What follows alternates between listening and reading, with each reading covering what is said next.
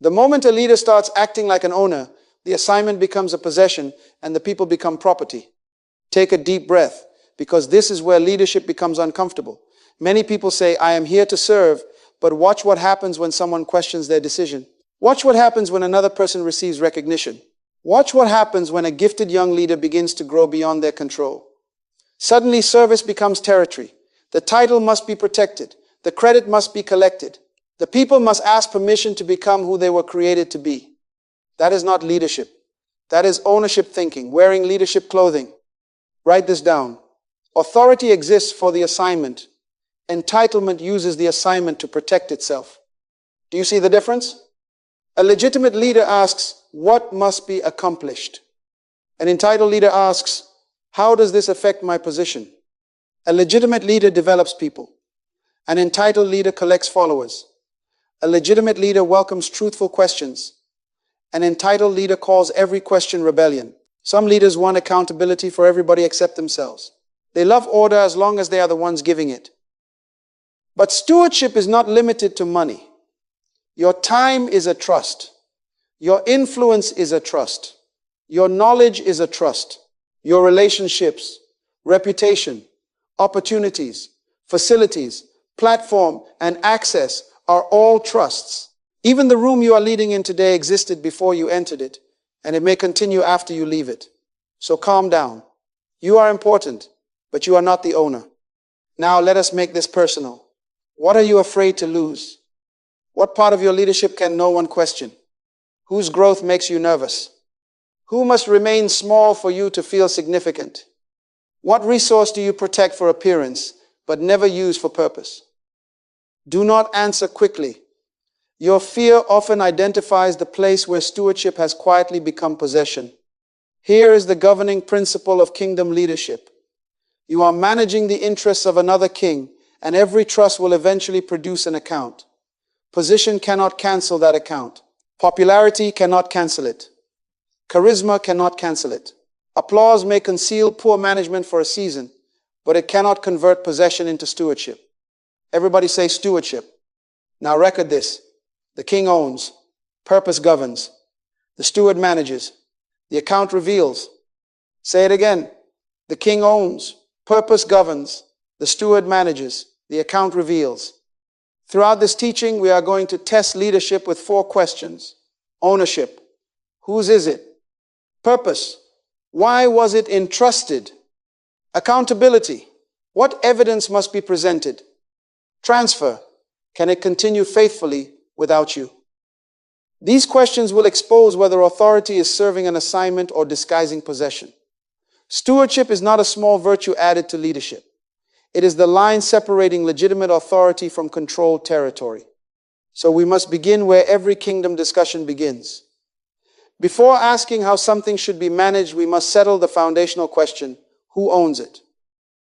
The kingdom begins with ownership, and its ownership structure is simple. The king is the source, the king is the owner, and everything else is received. Your life was received. Your ability was received. Your time was received. Your intelligence, opportunity, territory, influence, and access were received. You did not manufacture yourself. You did not select your natural gifts before birth. You did not create the generation into which you arrived.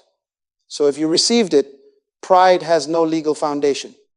Scripture asks a disturbing question. What do you have that you did not receive?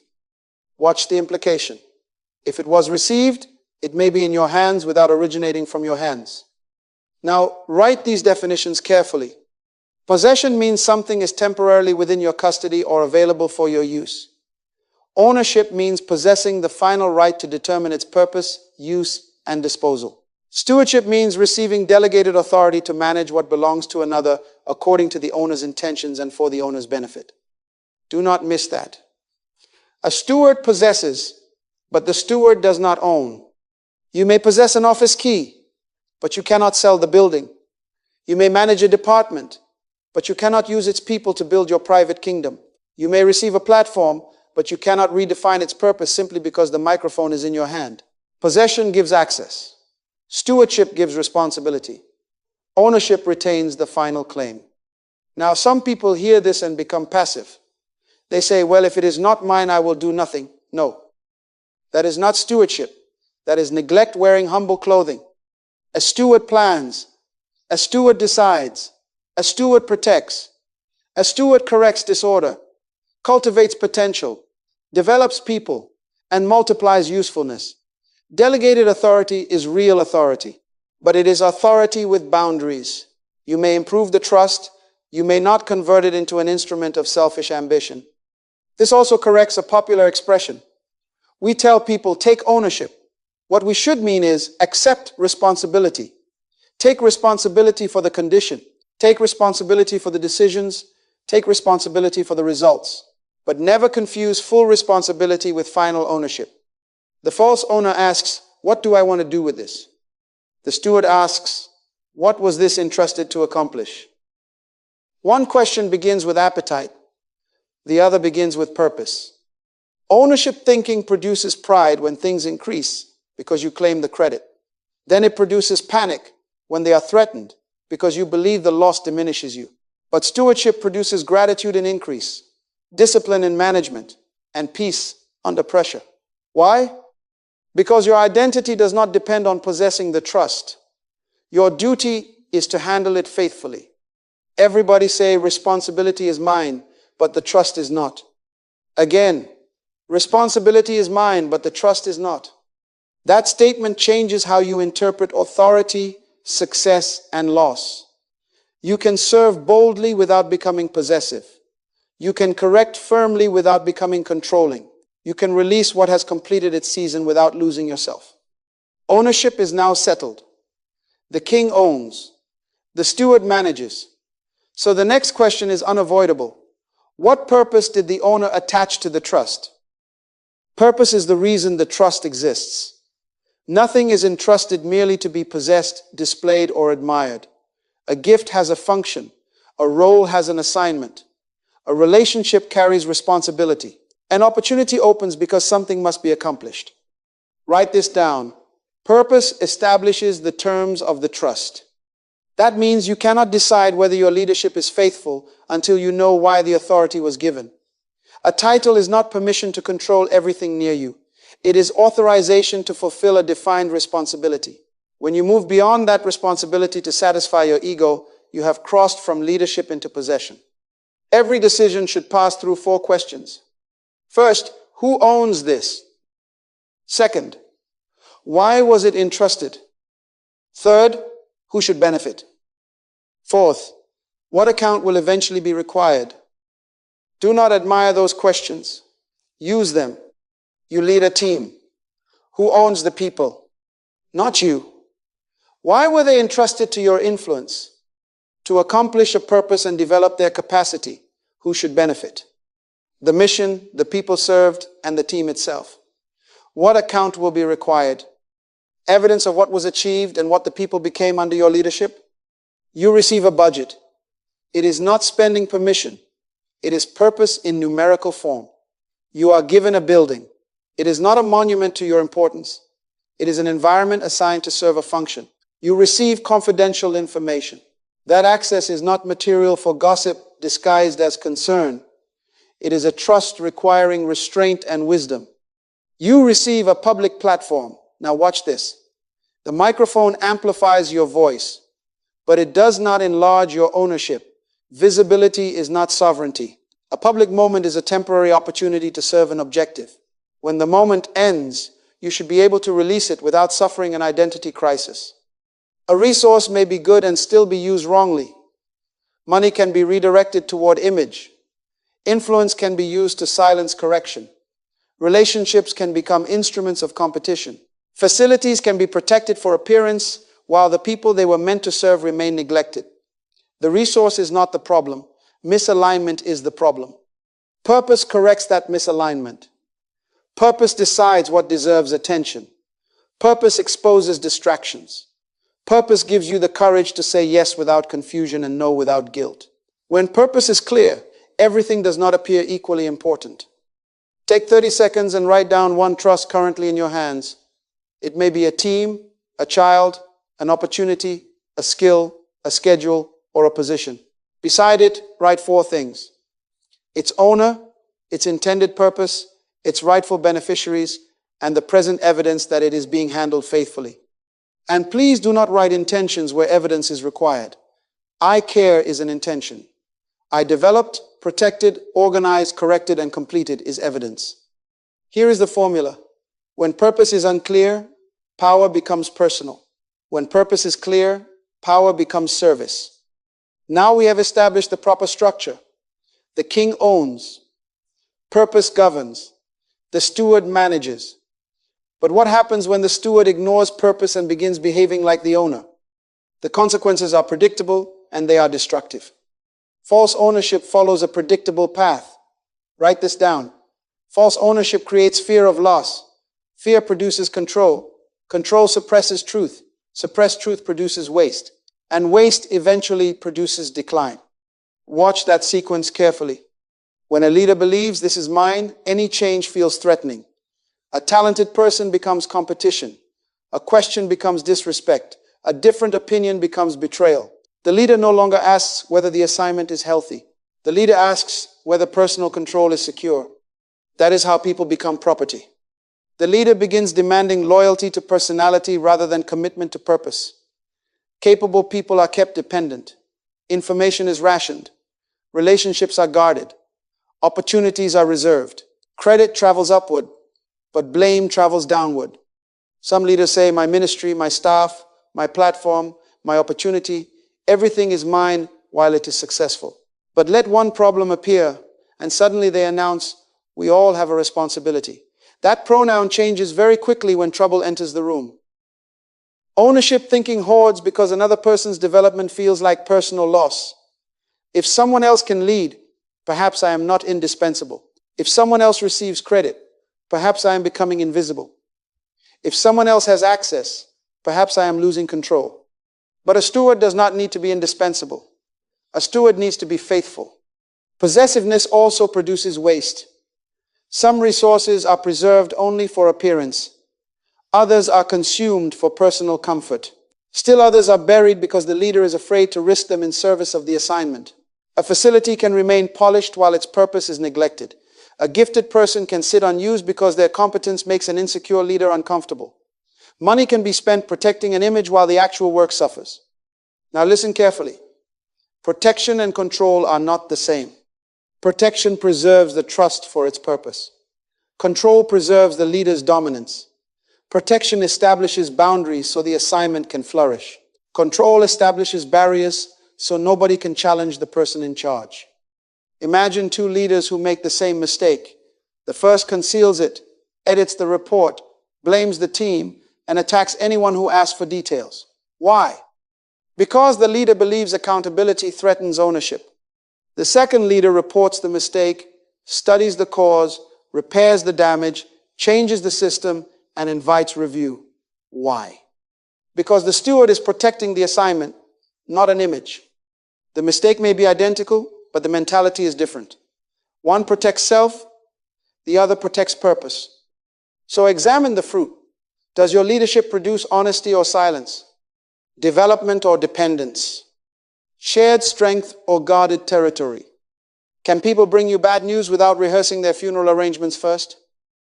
Take a moment and identify one area where the words mine or I deserve have displaced purpose and accountability. Your position, your family, your idea, your relationship, your recognition. Repentance here is not emotional performance. It is a management correction. Return the trust to its proper owner in your thinking. Then correct the conduct produced by false ownership. Release information.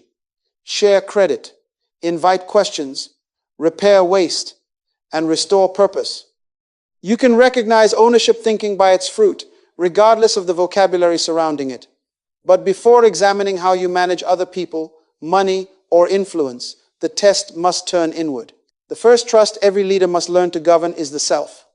Before you manage a team, a budget, a platform, or an institution, there is one territory placed under your authority every morning: yourself.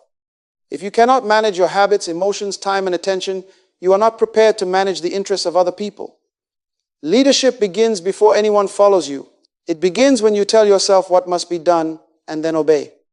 Write this down. Self-government is the private evidence of public capacity. Let us begin with time.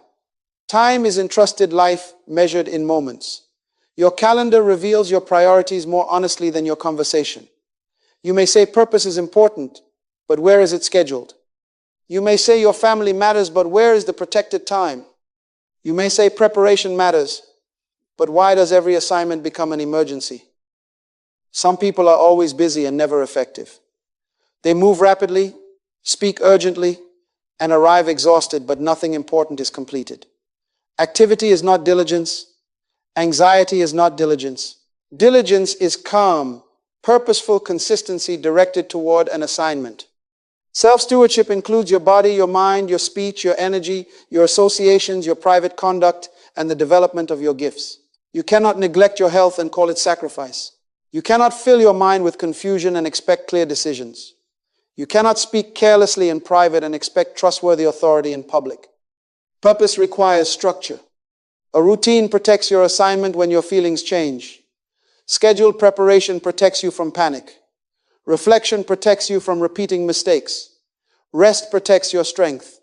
Study develops your gift. Consistent work turns intention into evidence. Follow through proves that your word can carry weight. Feelings make excellent signals, but terrible supervisors.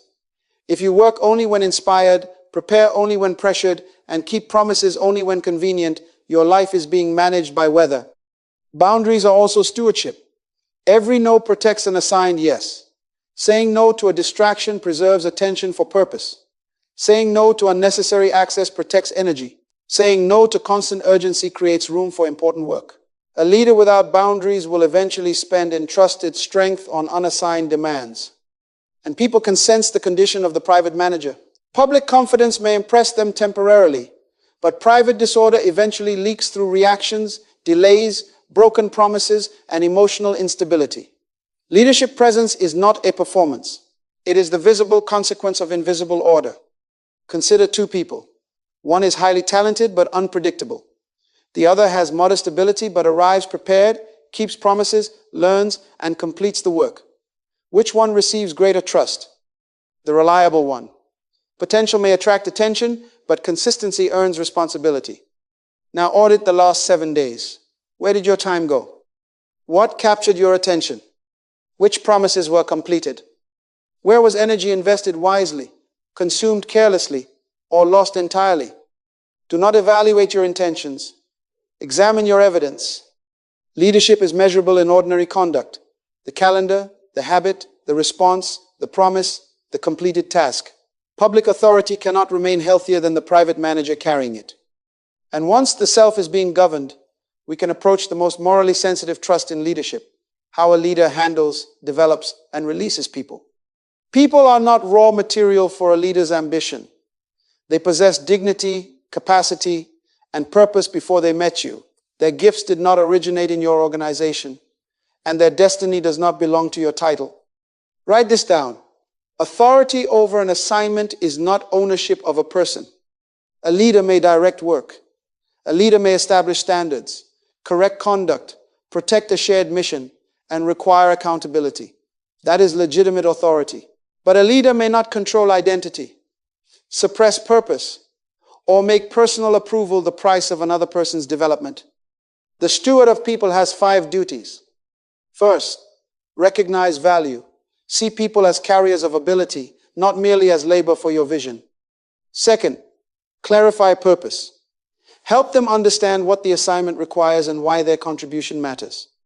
Third, provide opportunity. Gifts cannot mature if they are never trusted with meaningful responsibility. Fourth, correct with integrity. Correction should restore alignment and strengthen character, not humiliate the person or advertise the leader's power. Fifth, prepare people for greater responsibility. If they remain permanently dependent on you, something is wrong with the development process. Now watch for the warning signs of control. Honest questions are punished. Access is monopolized. Knowledge is withheld. Credit is collected at the top. Capable people must pretend to be smaller than the leader. And when someone's season changes, departure is treated as betrayal. A steward does not need everybody to stay forever. A steward needs everyone to be handled faithfully while they are present. Influence itself is a trust. It was not given to feed your emotional appetite for admiration.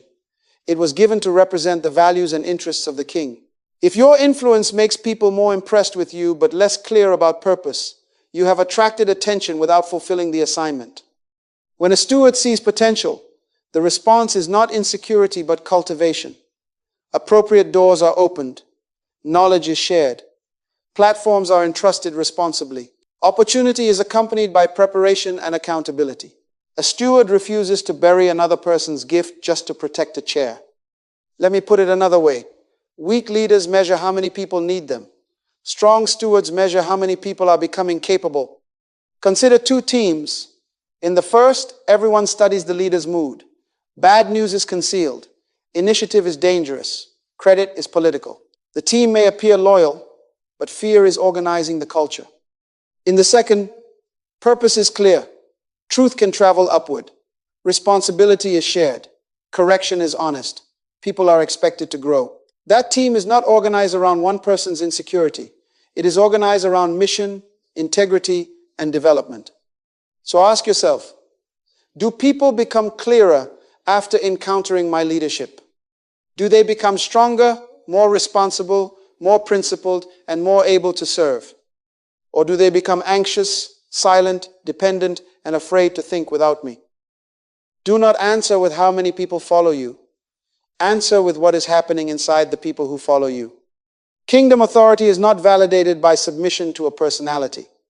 It is validated by the dignity, growth, responsibility, and eventual release of those entrusted to its influence. Your treatment of people reveals whether stewardship is a conviction or merely vocabulary. And the same test now moves beyond people. How do you handle the opportunities, money, tools, information, and environments placed in your hands? People must be developed, but resources must also be managed. A consumer asks, what can this resource give me today? A steward asks, what purpose must this resource sustain, and what future should it help create? That difference changes everything. Resources are not limited to money. They include equipment, facilities, knowledge, relationships, networks, reputation, access, time, and moments of opportunity. Anything placed within your reach that can serve an assignment has entered the field of stewardship. Write this down. What you do not organize, you cannot manage faithfully. A leader must know the condition of the trust. Where is it? Who is using it? What is it producing? What does it require? Is it being maintained? Is it still aligned with purpose? You cannot manage what you refuse to examine. Confusion is not a spiritual mystery when the records are missing. Everybody wants increase, but increase does not cure disorder. It enlarges it. If poor habits govern a small budget, more money makes the poor habits expensive. If communication is confused with 5 people, adding 50 people multiplies the confusion. If equipment is neglected when there are 3 machines, purchasing 30 machines does not create stewardship. It creates a larger repair bill. More resources amplify the manager already present. That is why stewardship requires systems. A budget gives money an assignment. A calendar gives time an assignment. A maintenance schedule protects useful life. Written priorities protect attention. Decision limits clarify authority. Records preserve truth. Review meetings expose drift. Clear responsibility assignments prevent everyone from assuming that someone else handled it. Systems are not evidence that you lack faith. They are evidence that you respect the trust. Restraint is also management. A steward does not consume everything simply because it is available. Some resources must be saved. Some must be maintained. Some must be developed. Some must be released later when preparation and purpose meet. Delayed gratification protects tomorrow from today's appetite. Now let us talk about opportunity. Opportunity is perishable. It must be recognized, prepared for, and acted upon responsibly. But never confuse a temporary opening with permanent entitlement. A door may open for an assignment and close when that assignment is complete. Do not build your identity in the doorway. Consider an employee given a small responsibility.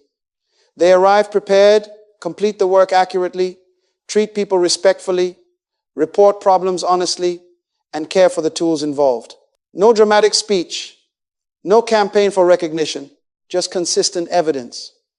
Over time, credibility grows because responsibility has been demonstrated before greater responsibility is requested. That is how trust expands. But multiplication is not the same as restless expansion. Multiplication develops useful capacity, strengthens people, and extends benefit. Expansion pursued for image merely adds weight. If the structure cannot carry the weight, what looks like growth today becomes collapse tomorrow. Choose one neglected resource right now. Write down its present condition, its intended use, the person responsible for it, and the next action required. Not next month. Identify the first corrective action now. Stewardship is not vague appreciation.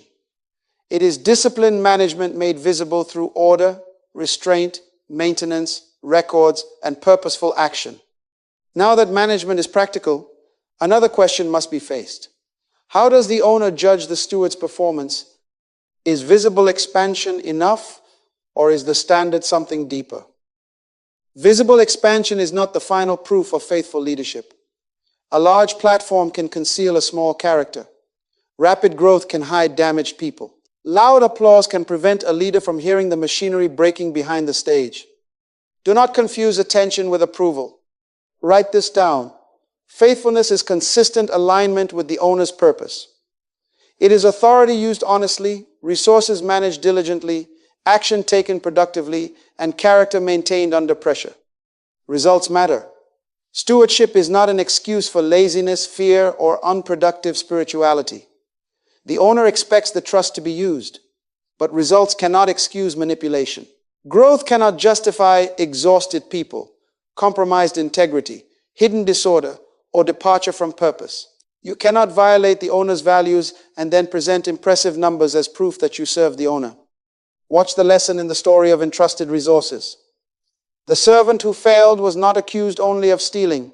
His failure was fear-driven inactivity. He received capacity and refused to put it to responsible use. He protected himself from risk by burying what was entrusted. So faithfulness is not merely avoiding evil, it is doing the assigned good. A small responsibility completed with diligence and integrity may be more faithful than a large enterprise built on control. Size tells you how much is visible. It does not tell you how it was produced, who was damaged, what was neglected, or whether the work can endure. Let me give you a balanced scorecard. Examine 6 things.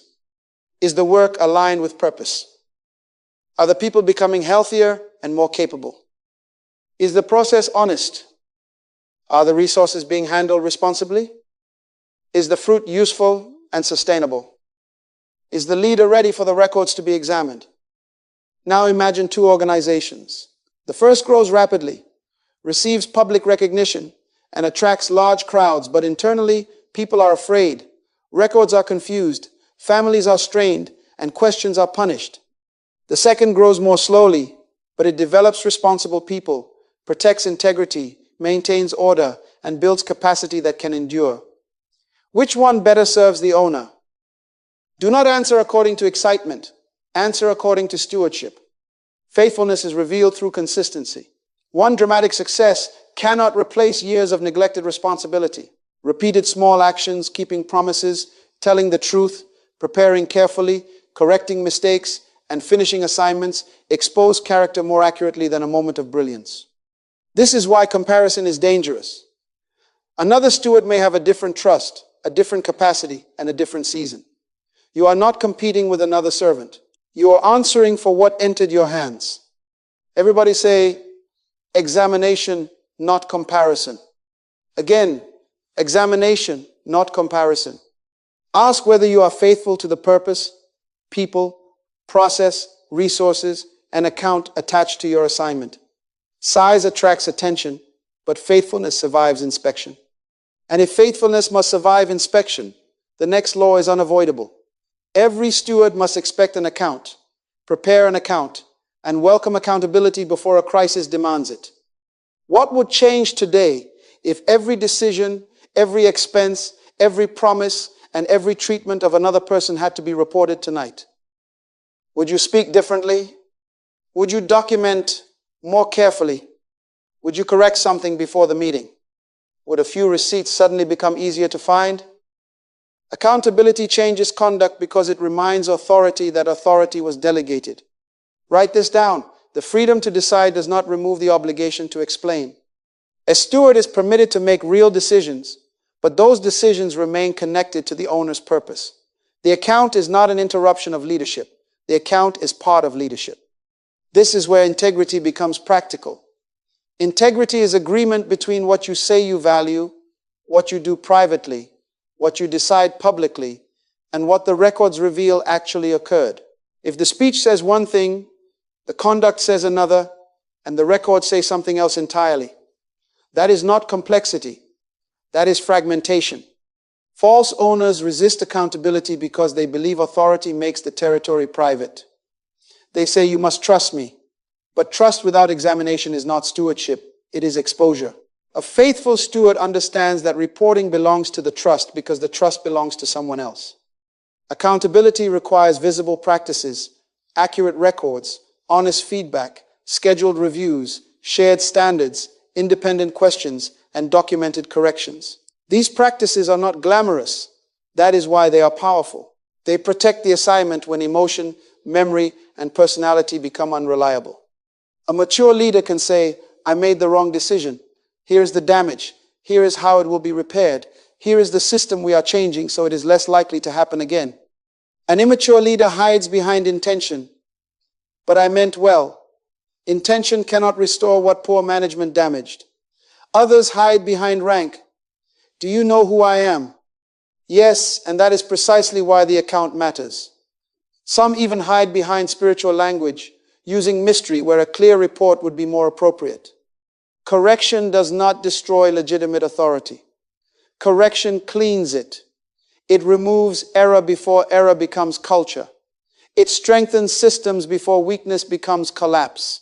It preserves credibility before concealment makes credibility impossible. Now ask yourself 4 questions. Who is permitted to question my decisions? What information do I routinely withhold? Which result cannot be independently verified? Whose feedback do I dismiss because it makes me uncomfortable? Do not answer with the name of someone who agrees with everything you say. That is not accountability. That is an audience. Real confidence does not fear evidence. Confidence grounded in consistent conduct, transparent records, and corrected mistakes is stronger than image management. Image must be defended constantly. Integrity can stand in the light. Establish accountability before crisis exposes its absence. Build the review before the failure. Invite the question before the accusation. Keep the record before memory becomes convenient. Accountability makes authority credible, correctable, and safe. But periodic reporting is not the final test. There is one more proof that you never owned the assignment. Whether you are willing to prepare it, strengthen it, and release it faithfully into another person's hands. Every role is temporary. Assignments change. Seasons close. Titles pass to other people. And every steward eventually releases what was entrusted. That statement troubles false owners because they have attached identity to custody. They do not merely lead the assignment, they need the assignment to prove who they are. So they avoid succession. They centralize knowledge. They keep relationships personal, systems undocumented, and capable people unprepared. Then they announce, nothing works when I am gone, as if organizational weakness were a compliment. It is not a compliment, it is evidence. Write this down. Faithful stewardship prepares the trust to function beyond the steward. A faithful transfer leaves people stronger, systems clearer, knowledge accessible, relationships healthy, and resources ready for responsible use. The next steward should not inherit avoidable confusion simply because the previous leader enjoyed being indispensable. Transfer requires deliberate work. Identify capable people before the vacancy appears. Teach principles, not merely procedures. Delegate real responsibility while guidance is still available. Document essential knowledge. Share credit so trust can grow around others. Create room for supervised practice, honest mistakes, correction, and increasing authority. Delegation is not dumping unwanted work on someone and disappearing. Delegation is the disciplined transfer of authority with purpose, clarity, support, boundaries, and an account. Watch the difference. One leader assigns tasks but retains every meaningful decision. People remain assistants to the leader's importance. If that leader leaves, the work stops because dependency was designed into the culture. Another leader develops several responsible decision makers. They understand the purpose, values, standards, systems, and limits of the assignment. If the leader leaves, grief may be present, but confusion does not have to become government. That is stewardship. The same principle applies to opportunity. Sometimes access reaches you so it can pass through you. If another person is better prepared to serve the purpose, faithful leadership may require opening the door rather than occupying it. You do not lose significance by releasing an opportunity to the right steward. You prove that purpose matters more than possession. Now ask the succession question. If you left tomorrow, would the assignment continue through prepared people and orderly systems? Or would the confusion reveal that knowledge, authority, and relationships were hidden inside one personality? Do not call dependency loyalty. Loyalty to purpose should make people responsible, not helpless. Legacy is not how often your name is repeated after you leave. Legacy is what remains functional, principled, and useful when your visibility is removed. If everything collapses without your presence, you may have built an audience around yourself rather than capacity around the assignment. Everybody say, prepare, develop, release. Again, prepare, develop, release. The willingness to transfer a trust faithfully proves that you never confuse custody with ownership.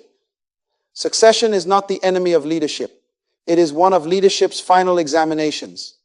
And this brings us to the closing law. When a person manages faithfully, develops responsibly, welcomes accountability, and transfers without possessiveness, that person demonstrates capacity for greater responsibility. The question is no longer whether you desire more. The question is whether your stewardship has prepared you to carry it. We began with a warning. When a leader behaves like an owner, the assignment becomes a possession and the people become property. Now reverse it. When a leader remembers, I am a steward, the assignment remains connected to purpose. People retain their dignity. Resources receive order. Authority stays accountable. And transfer becomes preparation rather than threat. Greater responsibility is not merely a reward. It is additional weight. More people to develop. More resources to manage. More decisions to explain. More influence to govern. Therefore, desire alone cannot qualify you for more. Capacity and character must be demonstrated through what is already in your hands. Look at the progression. Ownership is settled. Purpose is clarified. The self is governed. People are developed. Resources are ordered. Results are examined. Accounts are welcomed. Transfer is prepared. That is stewardship. Now this message must become evidence.